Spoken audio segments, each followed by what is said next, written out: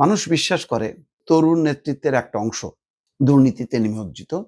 তারা ভাগ্য পরিবর্তন করেছে ৫ই আগস্টের পট পরিবর্তনের সুযোগ নিয়ে।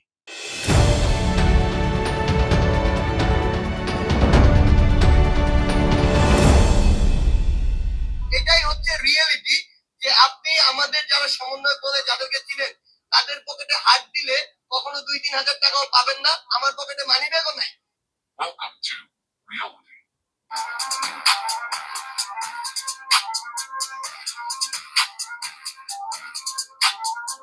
Welcome to reality. আসলে এটাই যে আমার আসলে মোটামুটি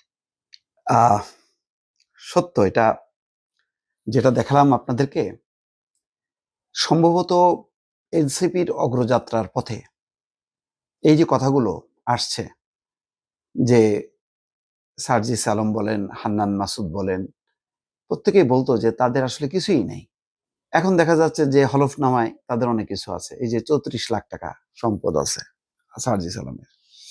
তারপরে নাহিদ ইসলামের বার্ষিক আয় মির্জা ফখরুল ইসলাম আলমগীরের চেয়েও বেশি। মির্জা ফখরুল ইসলাম আলমগীরের ১২ লাখ টাকা, আর তার হচ্ছে ১৬ লাখ টাকা। তো এগুলি হয়তো, এই তথ্যগুলো হয়তো বানানো, কিন্তু বাস্তবে হলো এই যে মানুষ বিশ্বাস করে যে তরুণ নেতৃত্বের একটা অংশ দুর্নীতিতে নিমজ্জিত।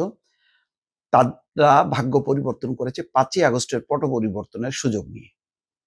সেই কারণে তাদের ক্ষমতা, সেই কারণে তাদের আজকে এই আপোসকামিতা, মানে ঠিক তাদের নেতৃত্বে তরুণরা আছে, মানুষ আছে, এটা তারা দেখাতে ব্যর্থ হয়েছে। যার কারণে তারা এখন আপোসের চোরাবালিতে হাবুডুবু খাচ্ছে।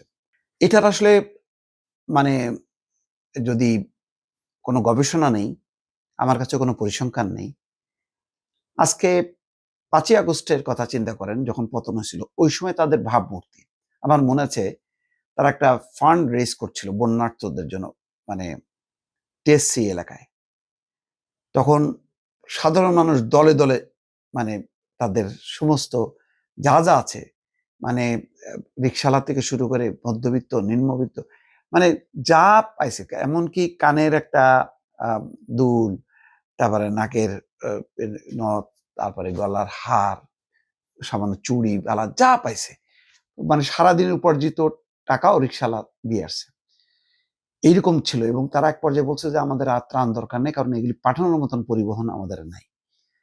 তো সেই বাস্তবতা যদি আমরা দেখি, আজকের বাস্তবতায় এনসিপি কি হলো, আস্তে আস্তে রক্তক্ষরণ হইতে হইতে হইতে লাস্ট যখন নাকি তারা জামাতের সাথে সমঝোতায় নির্বাচনে গেল, দলের একটা বড় অংশ চলে গেল। তাসনিম জারার মতন খুবই উজ্জ্বল, আমি বলবো যে এনসিপির কয়েকজন যে উজ্জ্বল ভাবমূর্তি, তার মধ্যে তাসনিম জারা, যার একটা আন্তর্জাতিক অঙ্গনেও পরিচিতি আছে, সুন্দর ইংরেজিতে বলে, যেটা আমরা নিউ ইয়র্কে আক্তার হোসেন যেখানে হাত মিলায় না একজন বয়স্ক নারীর সাথে, সেখানে তাসনিম যারা চমৎকার ইংরেজিতে বক্তৃতা দেয়।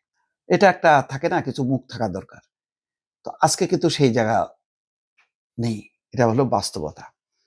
এখন কোথায় তারা নেমেছে, কেন এই সম্পদ, কেন এত ব্যাপক দুর্নীতির অভিযোগ, ক্ষমতায় যারা ছিল, অন্তত আসিফ মাহমুদ সজীব ভুঁইয়া, তাকে ঘিরে অনেক অভিযোগ, অনিয়মের অভিযোগ তার এপিএস এর বিরুদ্ধে, এবং সেই জায়গা থেকে সরেও গেছে, মানে কিন্তু তদন্ত হয়নি।